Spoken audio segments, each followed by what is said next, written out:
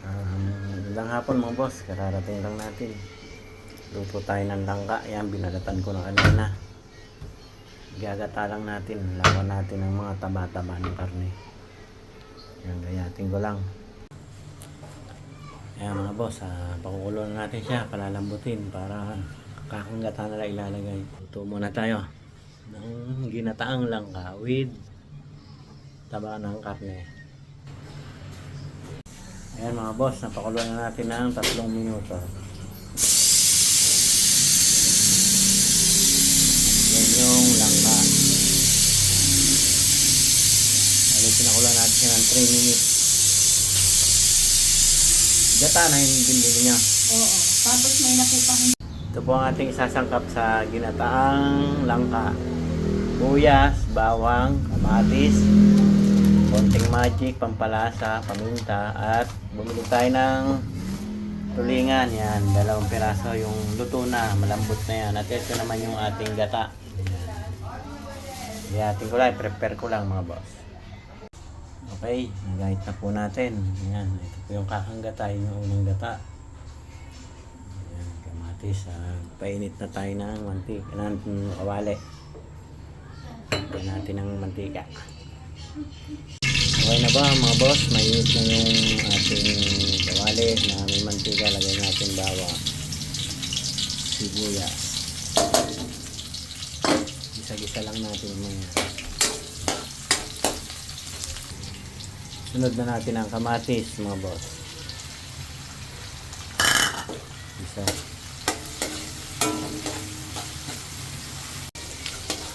Ligisin natin ng konti ang kamatis para lumasa. Ayan. Okay na yan. Lagay na natin yung tinapataloy yung tulingan na binili natin sa labas yan. Luto na yon, binili natin, kaya yung tinik niya malambot. Tinurog ko lang.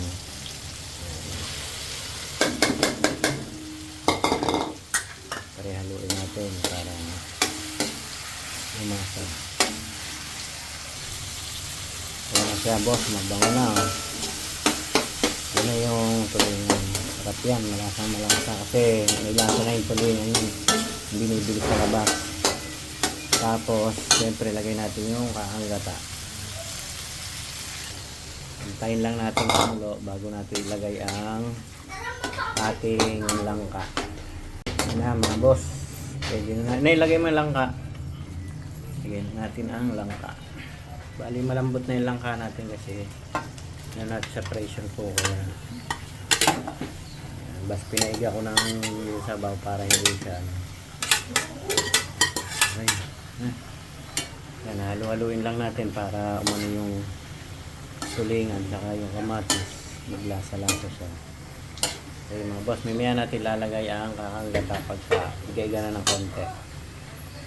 Okay mga boss, iga na siya ha.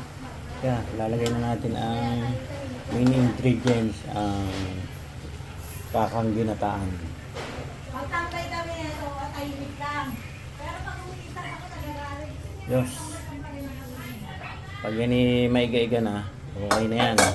Kulang pang gata. Okay na mga boss, oh. Talagang sagana sa gata yan. Kinuha lang natin yung gata dyan sa ating tanim na nid sa labas. 4 na niyog. Igaigahin lang natin at siguradong only rice na naman to. Kung sino may gusto, pumunta rito, magdala ng lagyan. Mas na, kulong-kulo na.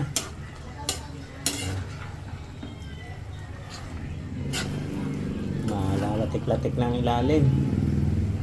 Ito mga boss, syempre hindi mawawala na kailangan tikman natin para kung mayroong hindi nakakaya. Tikman natin lasa. Perfect. Sarap talaga pagka may tulingan. Sarap. Only rice mga boys, mga boss.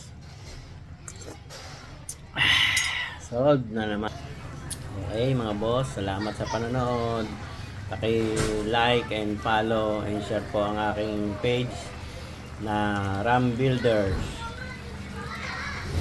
At sa aking YouTube channel, ang Malyari Motovlog. Paki-subscribe nyo po. Maraming salamat po sa inyo.